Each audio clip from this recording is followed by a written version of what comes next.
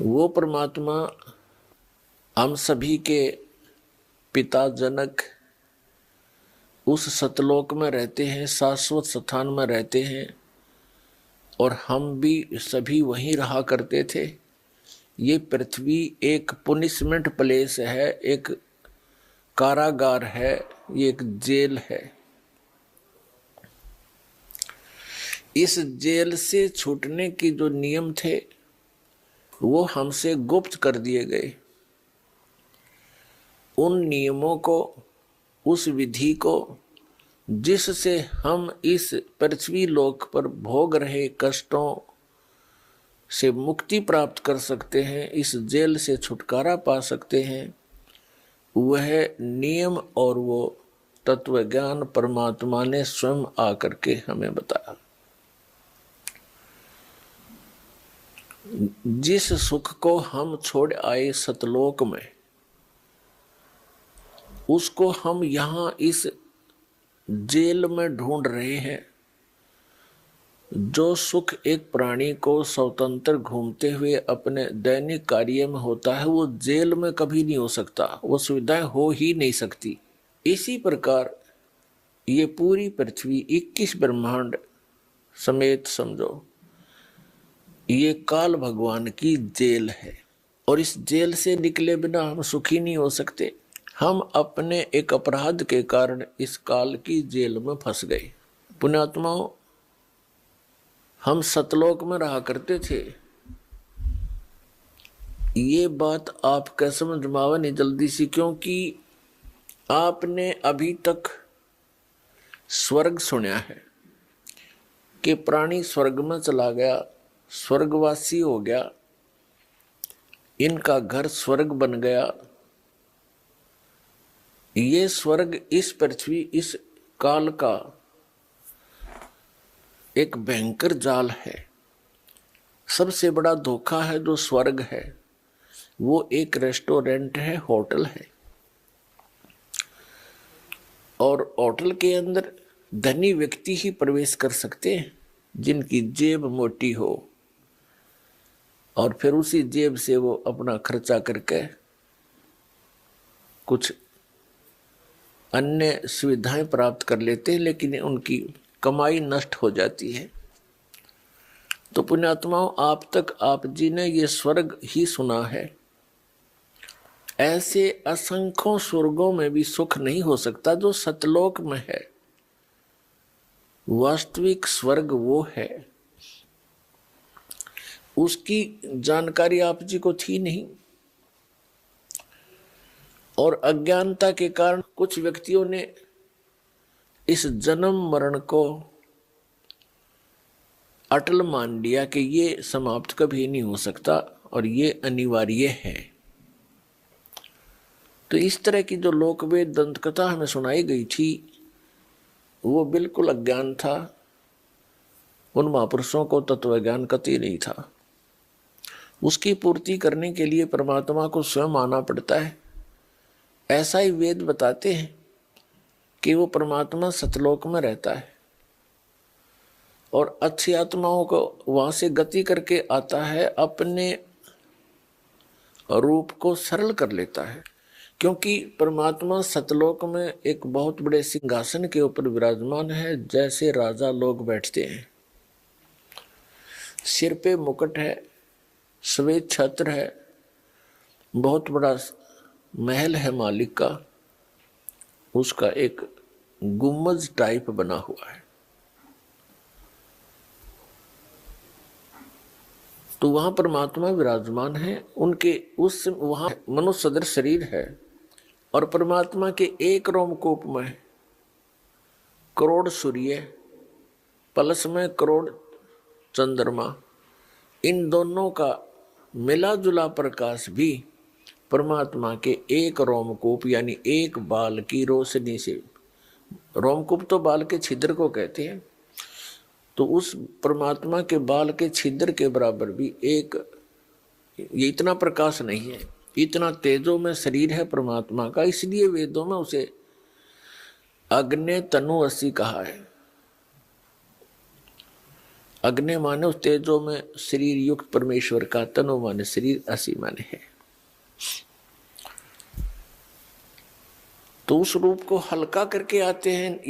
यदि उसी शोभा में, उसी प्रकाश युक्त शरीर से यहां आ जाए तो हमारी चरम दृष्टि उनको देख नहीं सकती, उस प्रकाश को सहन नहीं कर सकती।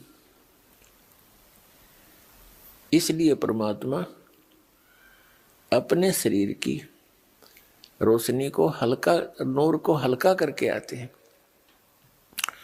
अच्छी आत्माओं को मिलते हैं, उनको तत्व ज्ञान से परिचित कराते हैं, यह वेद बताते हैं। और यही लीलाएं की किसने?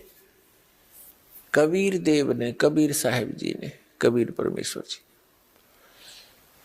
तो वो परमात्मा इस कलयुग के अंदर किन किन महापुरुषों को, अच्छी आत्माओं को मिले? आदरणीय धर्मदास साहिब जी को,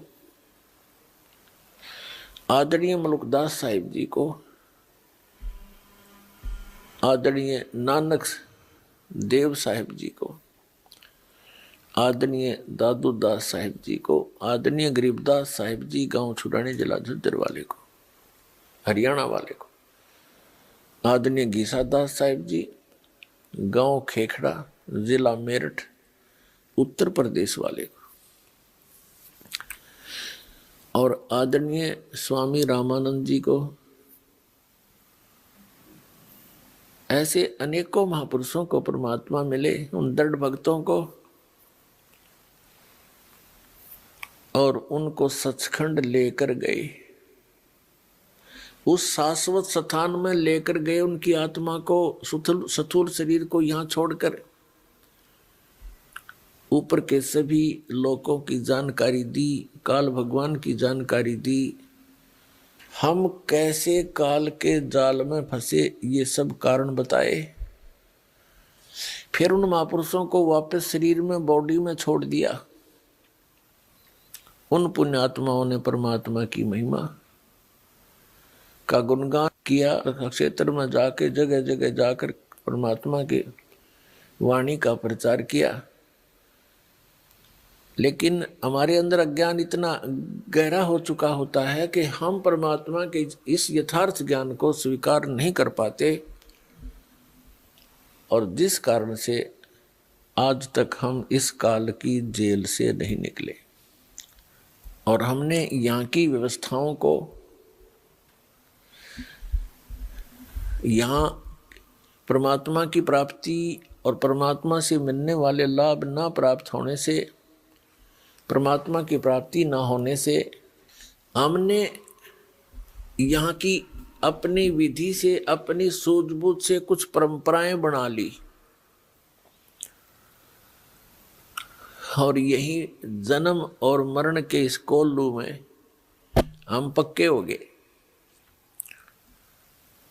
हमें और कोई दिमाग में हमारा बात आती ही नहीं कि बस इतना ही काम है, जन्म हो गया, शिक्षा ग्रहण कर ले, और फिर बड़े होकर विवाह हो जाए, विवाह के बाद संतान हो, संतान की परवरिश करें, इनका विवाह कर दे, फिर मर जावा, बस, नथिंग एल्स, नो प्रॉब्लम। ये कोई काम है?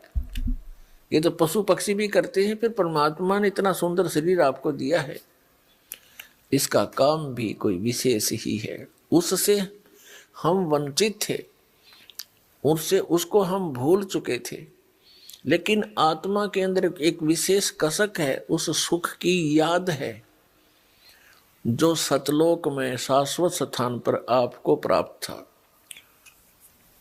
तो उसको हम यहाँ खोज रहे हैं।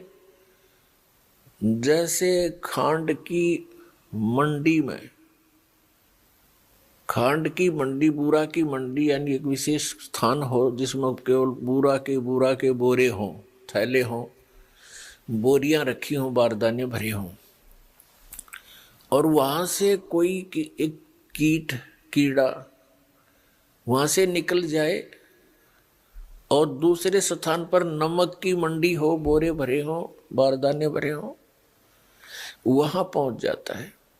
दोनों का कलर सेम होता है, लेकिन टेस्ट में दिन और रात का अंतर होता है। तो वो चाहे 1000 बोरों में, नमक वाले बोरों में हजारों में घूम ले, वो टेस्ट उसको बुरा वाला नहीं आ सकता। 21 ब्रह्मांड है इस काल भगवान के, जहां हम फंस गए हैं। हम यहाँ पृथ्वी लोक रूपी नमक के बोरे में, और हम बुरा का टेस्ट खोज रहे हैं। कभी नहीं हो सकता, कभी नहीं मिल सकता। वो तो वो बुरा की मंडी फेर मिला है, और वो बोरे मिलने तो वही टेस्ट फिर प्राप्त हो, वो आनंद फिर आवे। उसके लिए परमात्मा आते हैं और महापुरुषों को मिलते हैं।